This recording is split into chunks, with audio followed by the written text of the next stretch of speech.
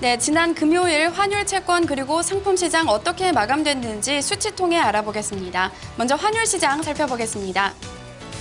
지난 13일 서울 외환시장에서 원달러 환율은 0.1원 오른 1017.8원의 거래를 마감했습니다.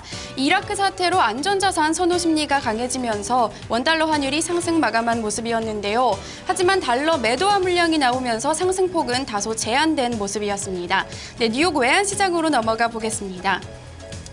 뉴욕 외환시장에서 N달러 환율은 0.37엔 오른 101.99엔의 거래를 마감했고요. 달러 유로 환율은 0.0027달러 내린 1.3541달러를 기록했습니다. 네, 이 이 엔화 가치와 유로 가치는 모두 달러 가치에 대해 소폭 하락한 모습이었습니다. 네, 다음은 주요 6개국 통화 대비 달러 가치 나타내주는 달러 인덱스 살펴보겠습니다.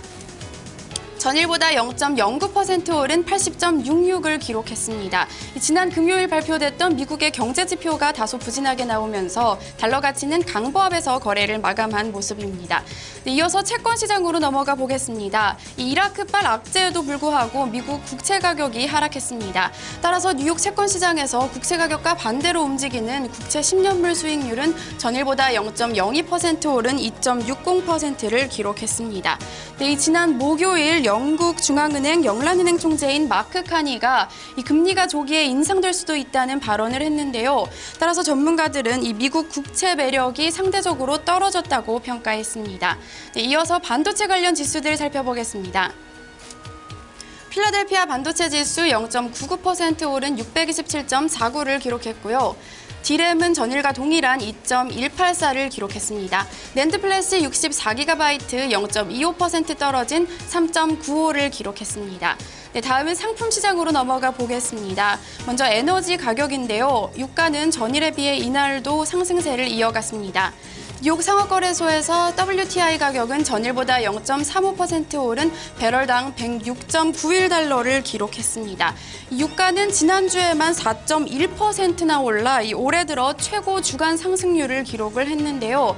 이라크 사태가 악화되고 있음에도 불구하고 미국이 적극적인 개입에 나서지 않는다는 불안감에 유가가 상승하고 있습니다.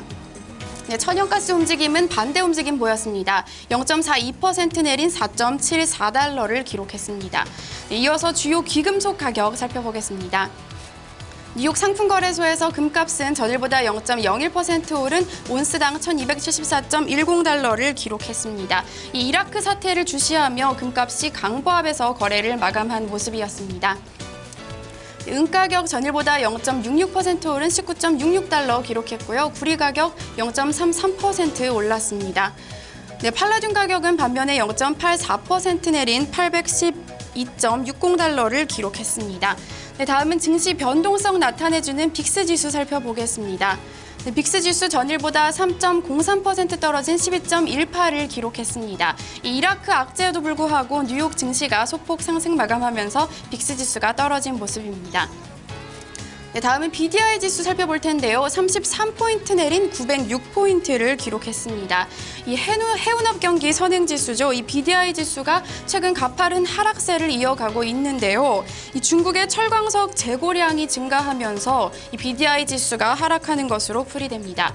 이렇게 BDI 지수 하락이 이어진다면 이 국내 해운업계에는 큰 부담으로 작용할 것으로 풀이됩니다. 네, 다음은 곡물 가격 살펴보겠습니다.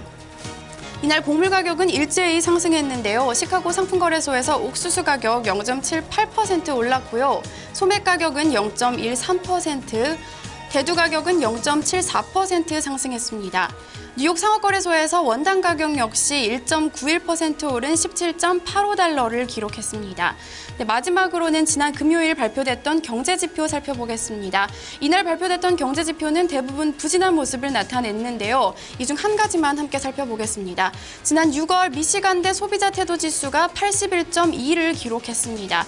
이 전월 수치였던 81.9와 또 전문가 예상치였던 83을 모두 하회했는데요. 이 전문가들은 소득 전망에 대한 기대가 떨어지며 수치가 떨어졌다고 평가했습니다. 지금까지 데이터 센터였습니다.